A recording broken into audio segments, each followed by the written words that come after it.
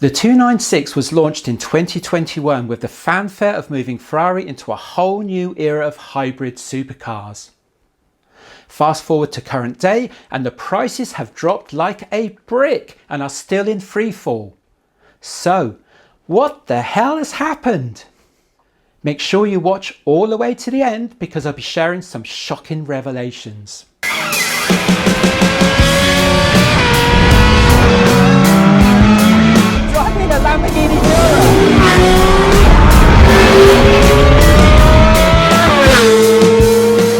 Today's video is presented in partnership with Hampson Auctions, one of the UK's leading classic, performance and supercar auction houses. Their next sale takes place on the 4th of May at the magnificent Bolesworth Castle in Cheshire. For your complimentary valuation for sale and entry into one of their auctions, please use the contact details below for a prompt response. The 296 GTB was launched in 2021 with the GTS version launched the following year in 2022 and is the first Ferrari hybrid supercar following in the footsteps of the SF90 Stradale.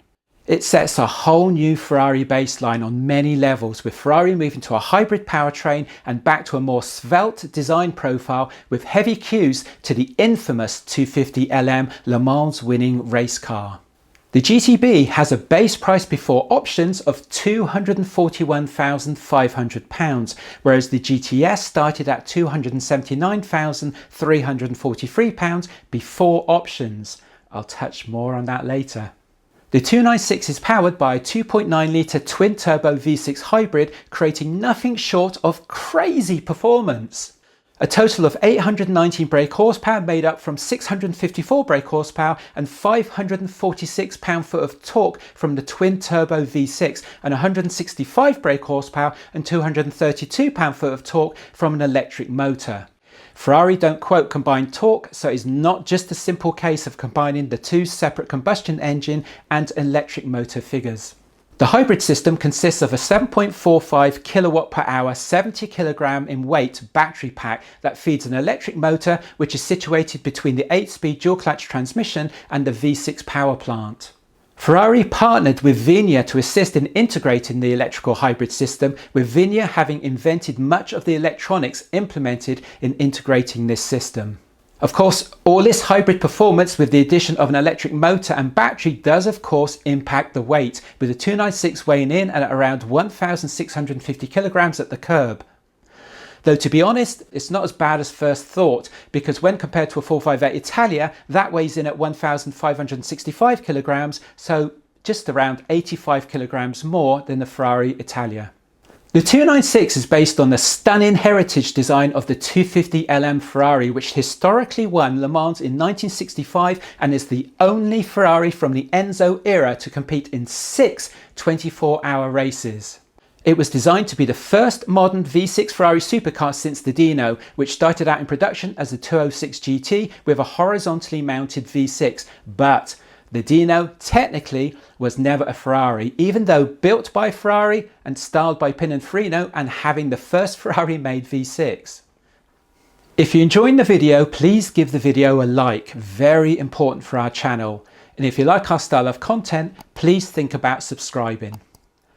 Now back to the video. With the 296, there are two main option choices. Standard suspension with the common Ferrari Magnaride setup adjustable using the steering wheel Manettino, or Assetto Fiorano with fixed shock and a horrific additional base cost of nearly £26,000 with a further £15,000 if you want the Stripe too. Crazy pricing. Most customers though have chosen to skip the Assetto Fiorano options pack due to the price and the use of fixed rate Multimatic dampers instead of adaptive dampers, which substantially changes the driving dynamics of the car and reduces the car's flexibility for general road use. Ferrari decided to move to a V6 platform for the 296 for many reasons, but mostly due to ever stringent emission legislation. Therefore, Ferrari decided to augment the performance and emissions by implementing a technically clever turbo hybrid system. The twin-turbo V6 hybrid system enabled the 296 to be slimmer to provide a more agile, nimble, lighter package while still delivering blistering performance.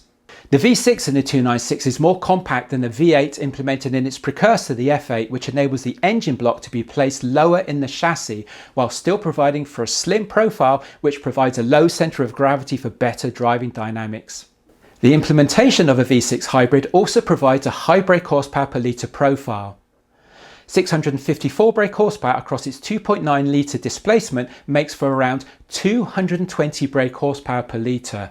In addition, the 296 has a very usable frunk, unlike the SF90, even though you'd be forgiven for assuming the SF90 was the true, more usable GT of the two due to the power of the Ferrari marketing machine. Are you looking to buy a supercar or sports car?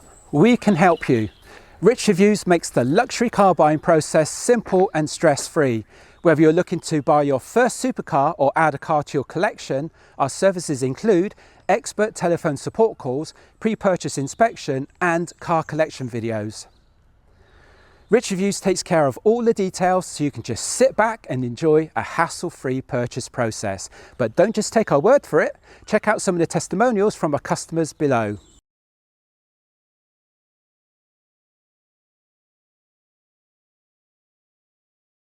Contact us today via the comments below or at the following email address. Thank you for your time. So, we've established the 296 is a stunningly styled mid-engine supercar based on the incredibly beautiful and historical 250LM with an incredible performant power plant providing incredible performance figures, and rare for modern supercars, actually sounds great with its Piccolo V12 sound. So what the hell has happened to its value?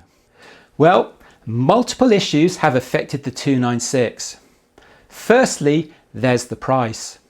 Its predecessor, the F8 Tributo, retailed at $203,476 base price in the UK, whereas the 296 GTB has jumped some £40,000 above the F8 to £241,500. With the F8 Tributo retailing some £20,000 above its predecessor, the 488 GTB, the 296 GTB is double the difference. Probably the cost of developing the expensive hybrid system and Ferrari seeking ever higher profit margins, looking to become ever more exclusive.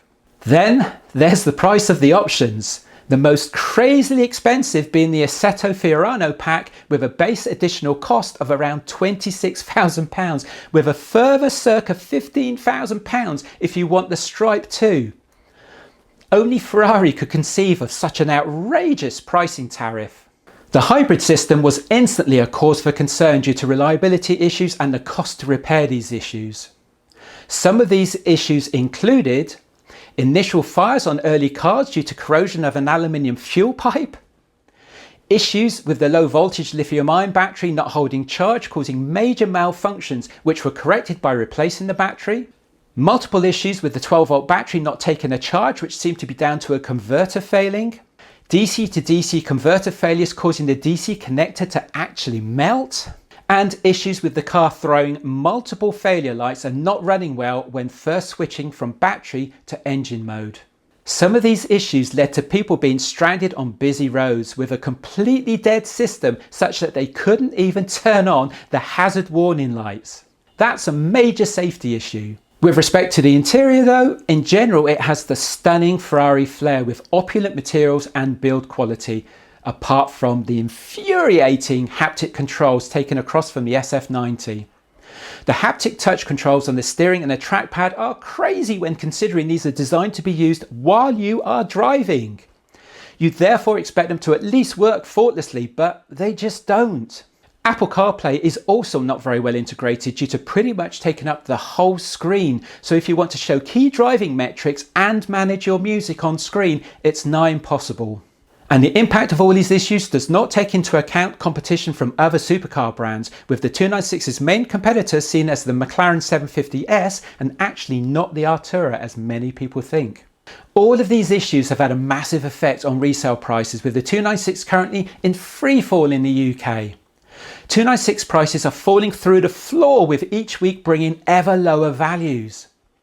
Currently there are 51 296 GTBs in the UK on the market, with prices ranging from circa £194,000 for a 2022 car to £320,000 for a 2024 car.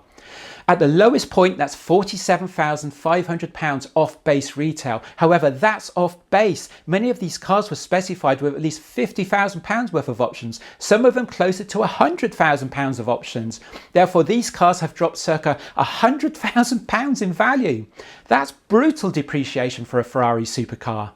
With regards to the 296 GTS, there are 14 cars on the current UK market with prices ranging from £250,000 to £290,000 depending on age and specification.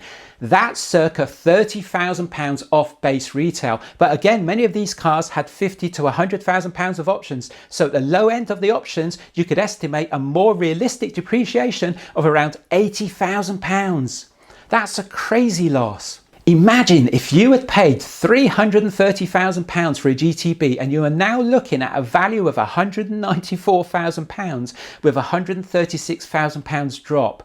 Not great, and not a great advert for the most prestigious car brand in the world. By way of a quick comparison with the 296's main competitors, the lowest priced Artura is £137,000 for a 2022 car, and the lowest priced 750S is £235,000 for a 2023 car. The McLaren Artura looks like an absolute steal when compared to the 296, but then to be fair, it was always much more competitively priced. With the 296 Vergiani Speciali supposedly on the horizon, it was initially thought that many available 296s would be snapped up due to Ferrari making it a prerequisite to own a 296 to achieve entry onto the purchase ladder. But to be honest, now I'm not so sure that's going to be the case. People are just not buying the 296, being scared off by the aforementioned reliability issues and falling prices. I suspect that if, and believe you me, that's a very big if now, the Vergiani Speciali ever does arrive, Ferrari may be only too pleased for customers to take an interest, let alone forcing them to already own such a depreciating model to get on the ladder. Then of course there's also the possibility that Ferrari will drop the 296 Vergiani Speciali altogether, because here they are between a rock and a hard place. If they release the 296 as a hybrid, they will be worried sales will not take off and the Vergiani Speciali will follow the same trajectory as the base 296 models, which is a crazy result for a Vergiani Speciali model and unprecedented. And if they release the 296 with a pure combustion challenge engine, they run the risk of breaking legislation. It may well be that the delay we are seeing will result in the Vergiani Speciali model being cancelled altogether, which again is just an unprecedented situation once they've already announced the car. And finally, I'll leave you with this thought. For those that don't believe there is a major issue, the 296 depreciation situation is now becoming so bad that generic finance companies are starting to refuse to fund customers, stating that the prices are so uncertain they cannot accurately calculate the future value of the 296. However, hot off the press, Ferrari have just agreed behind closed doors that they will provide a bespoke finance agreement of 4.75% for sales of the 296 to help reduce the 296 stockpile. This is an unprecedented action by Ferrari, and as far as I know, that has never happened before. In effect, Ferrari are providing a bespoke, unique finance option for people to buy the Ferrari 296 to get rid of the stockpile of 296s that are at dealerships. That is just unheard of. If the end result of this downturn results in stacks of new Ferraris in showrooms unsold, this could change the Ferrari brand as we currently know it forever. However, clearly Ferrari appreciate this and they're taking drastic action.